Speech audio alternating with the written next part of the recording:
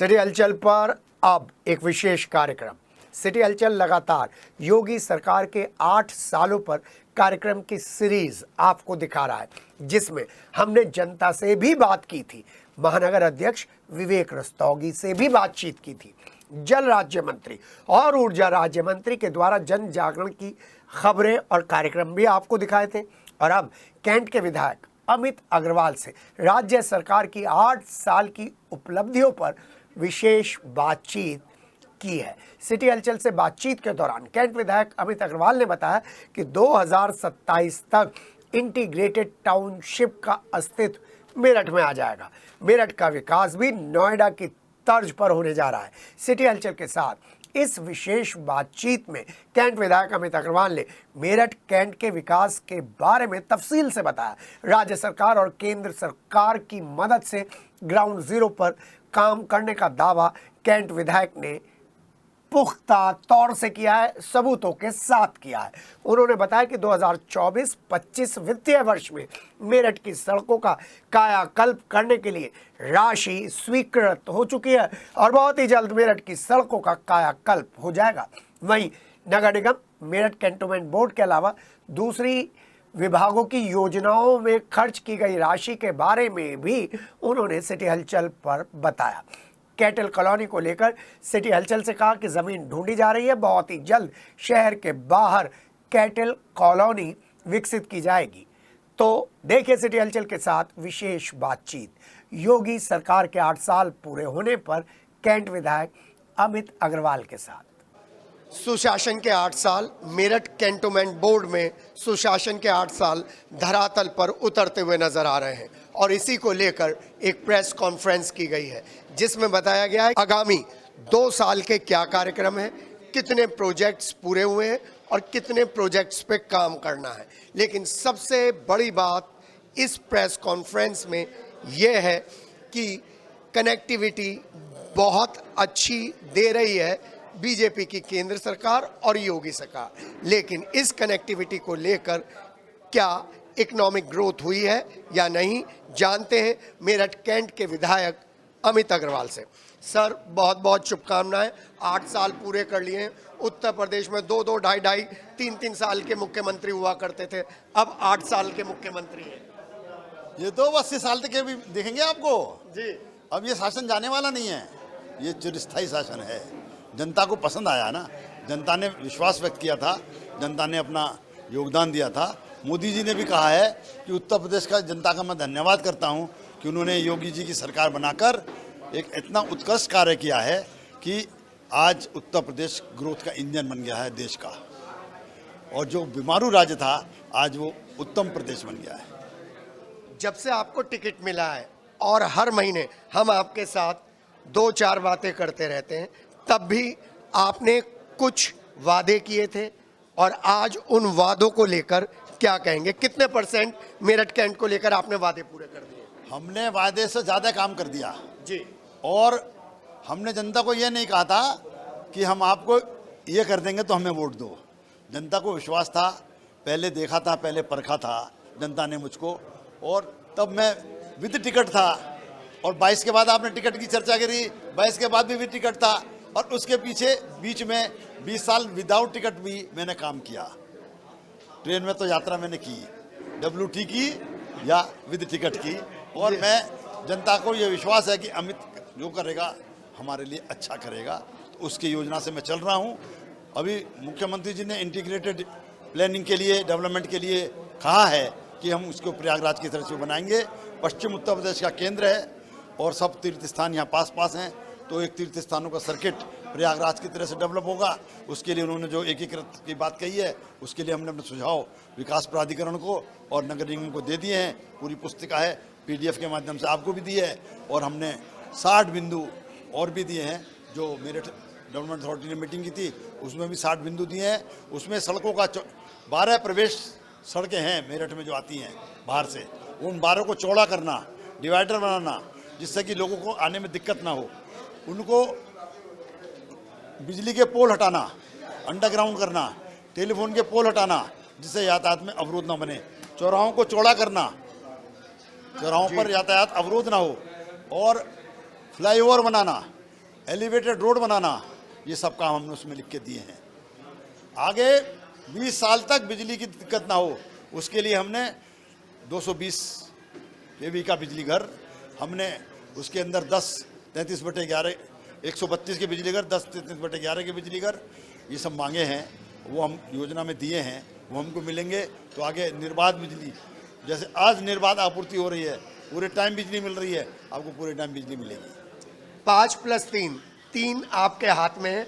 इन 3 सालों में आपने अपने कैंट में सोलर एनर्जी को लेकर क्या काम किया है? सोलर एनर्जी के देखिए पीएम सूर्य योजना आई।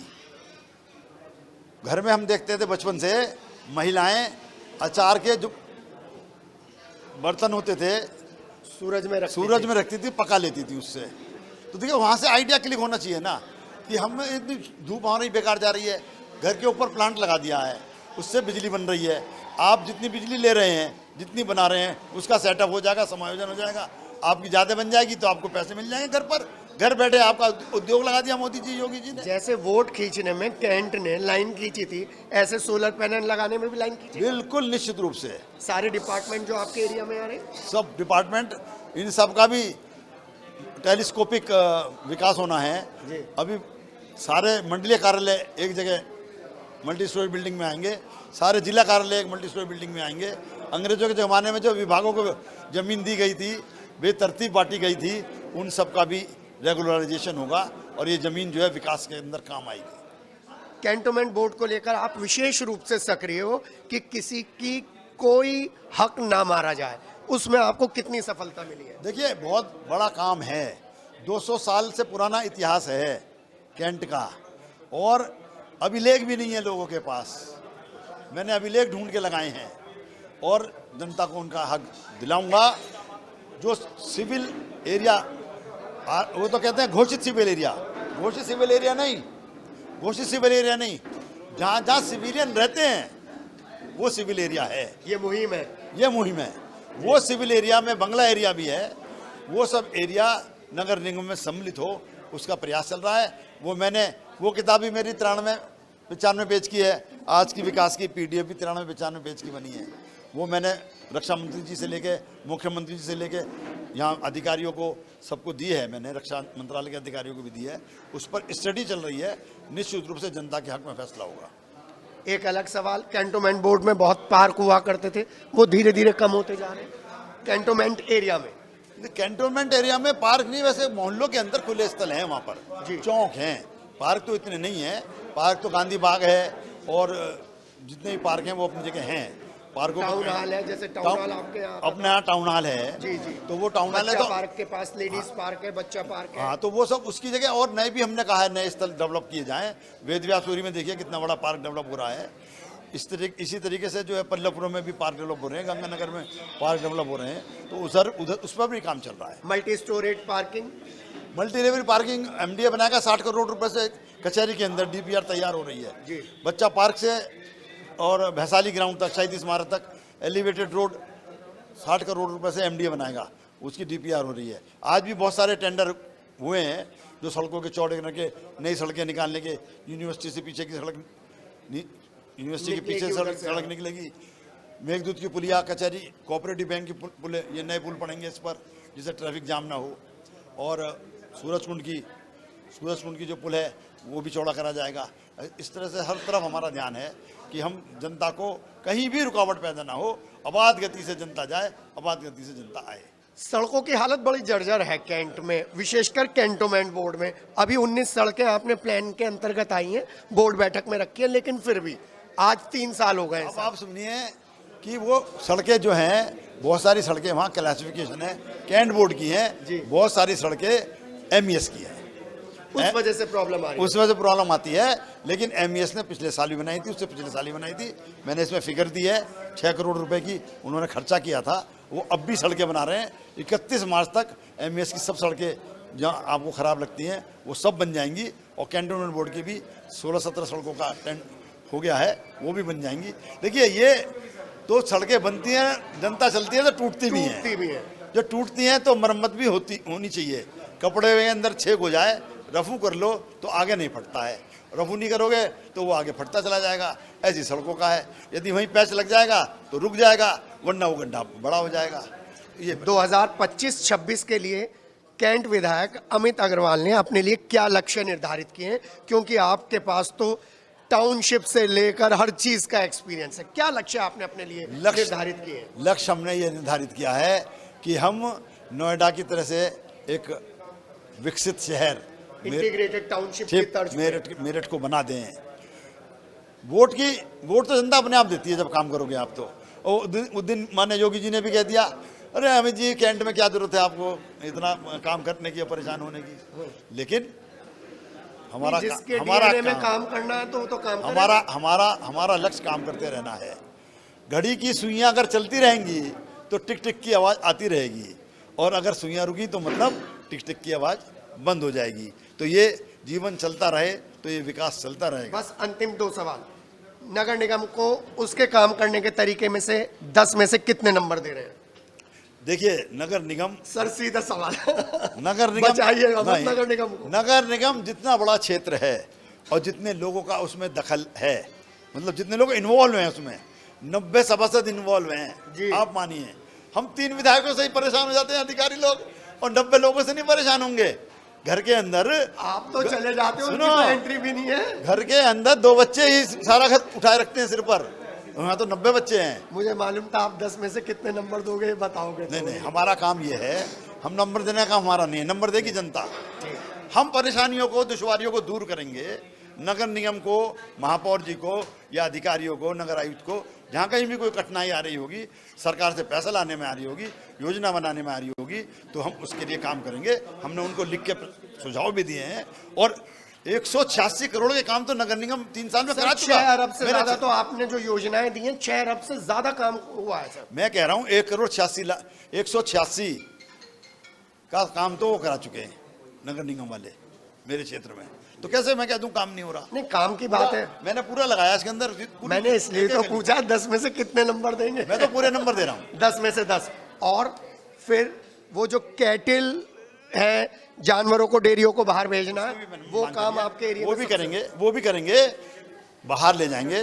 दिक्कत ये है कि अभी ज़मीनें बहुत महंगी हो रही हैं और चौगरे नाम पर ज़मीनें मिलती हैं ग्रामीण क्षेत्र में, तो उसकी कठिनाई आ रही है। अभी लैंड मोनेटाइजेशन और रिकलेक्शन का काम एमडी ने शुरू किया है, तो जब ज़मीनें निकल कर आएंगी तो निश्चित रूप से हम डेयरियों को भी बाहर स्थापित करेंगे। अंतिम सवाल, कैंट के लोगों से आप क्या कहना चाहते हैं? हम तो कैंट के लोगों से ये कहना चाहते हैं कि उनको एक स्वच्छ, स्वस्थ शहर का रूप प्रदान करने जा रहे हैं हम लोग इंटीग्रेटेड डेवलपमेंट के माध्यम से। योगी जी, मोदी जी की सरकार उसके लिए प्रतिबद्ध है। हम उनके सिपाही के तौर पर उनकी सेवा के लिए यहाँ तत्पर हैं। सेवा, सुरक्षा और सुशासन के ये 8 वर्ष आपने देखे हैं, तो आगे भी ये ऐसे ही चलता रहेगा। हम सुशासन देने वाले हैं, दूसरे पार्टी के लोग दुशासन देने वाले।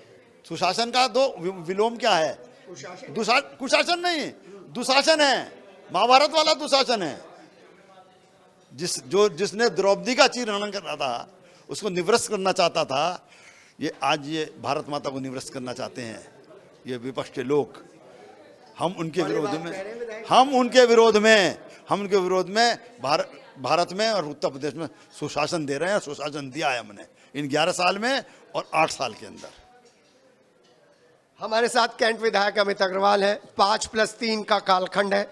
3 सालों में वहीं से गाड़ी चलाई है जो 5वें साल में योगी सरकार ने छोड़ी थी। और जिस तरीके से कैंटोनमेंट बोर्ड को लेकर, नगर निगम को लेकर, कैंट के एरिया को लेकर प्लानिंग है, वो लगता है कि आने वाले सालों में मेरठ और मेरठ का आसपास का क्षेत्र इंटीग्रेटेड टाउनशिप के रास्ते पर दौड़ पड़ेगा। अपने सहयोगी अमित के साथ के ये विशेष मुलाकात में, जिसमें तय आपको करना है कि ये 8 वर्ष सुशासन के हैं, सुरक्षा के हैं और सबके साथ सबके विकास के हैं।